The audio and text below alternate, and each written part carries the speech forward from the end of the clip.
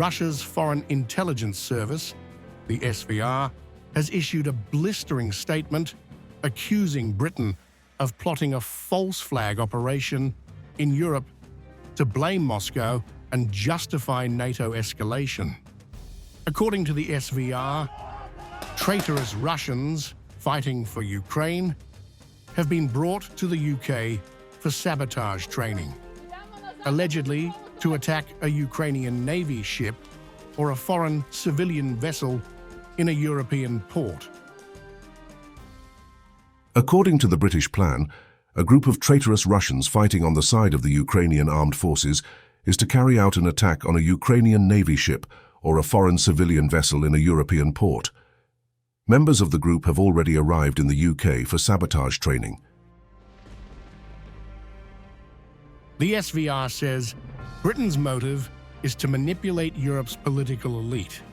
Once the staged attack occurs, the so-called terrorists, acting on Moscow's orders, will be discovered, and London will use it as proof of Russian aggression. The SVR claims the Russophobic European elite will happily swallow the fake news, a ploy to demand more weapons for Ukraine and more NATO militarization.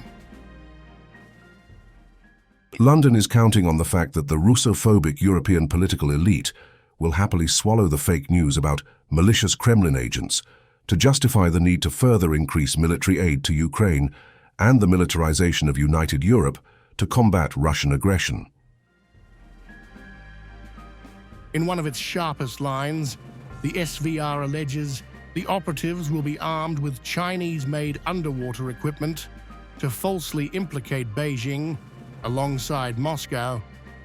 The agency claims the equipment will be planted as ironclad proof of Chinese support for Russia's so-called aggression. The report mocks London's rapid slide to the margins of world history, calling its intelligence playbook outdated, saying, "Perfidious Albion's old tricks no longer work." Ukrainian armed forces militants are planned to be equipped with Chinese-made underwater equipment. The equipment seized during the investigation is intended to be presented as ironclad proof of China's support for Russia's so-called armed aggression against Ukraine. The reports comes days after Starmer administration's open warmongering. Just last week in Liverpool, Britain's top ministers escalated their rhetoric against Moscow. Foreign Secretary Yvette warned Russia that Britain would confront its planes in NATO airspace without permission, calling Russian operations over Poland, Romania and Estonia reckless provocations. The message from Labour's front bench was unmistakable. Britain stands ready for confrontation.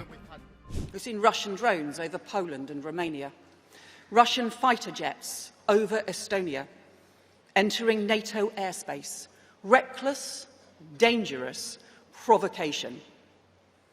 So that is why our party stands firm in NATO under the leadership of our Defence Secretary, John Healey, an alliance which is vigilant and resolute.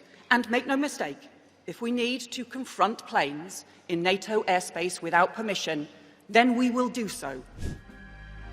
Defence Secretary John Healey joined in, warning Vladimir Putin directly and vowing to boost defence spending to record levels. Healey said Labour would make defence an engine of growth, proving in his words that Britain remains a nation of makers. But Moscow sees this as the UK's military establishment preparing for a long proxy war. President Putin, you will not win. That's why we're making this historic increase in defence spending. And with this Labour investment, we're making Britain more secure. From London, Russia's ambassador Andrei Kelin hit back, calling the UK's statements hysteria. In his interview with Channel 4, Kelin denied all airspace violations, insisting Russian jets were flying routine routes and blaming Ukraine for false flag drone incidents.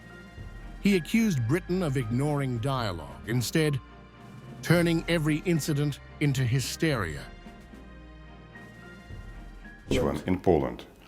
These were decoys, first of all. These were decoys which is called Herbera. Sent by who? They have no explosives on it. There are two theories about how did they occur to be.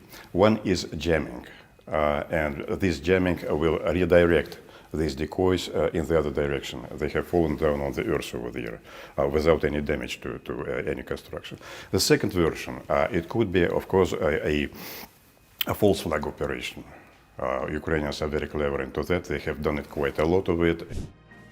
Kelin admitted that UK-Russia relations have sunk to new lows. He said British officials remain silent, refusing meaningful talks, and warned that London's strategy of reinforcing Ukraine was only wearing it out. As both capitals trade accusations of hysteria and deceit, Moscow's SVR and London's ministers now stand on opposite sides of a deepening propaganda war. One fought with words, rhetoric, and intelligence leaks instead of missiles. Is it getting better or worse, the relationship with Britain? This is worse. And it's still getting worse. I am talking to journalists, I am talking to some people in the society, here in the society, but officials, they are silent. So I am under impression they do not work out an instrument to stop the conflict. They are working an instrument how to reinforce Ukraine.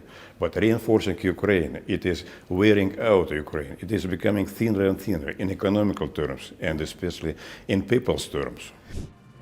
As Moscow mocks London's crude staging and British ministers vow to confront Russian jets, the confrontation between the two nuclear powers is no longer about Ukraine alone. It's a duel for perception, and both sides are now fighting for control of the global narrative.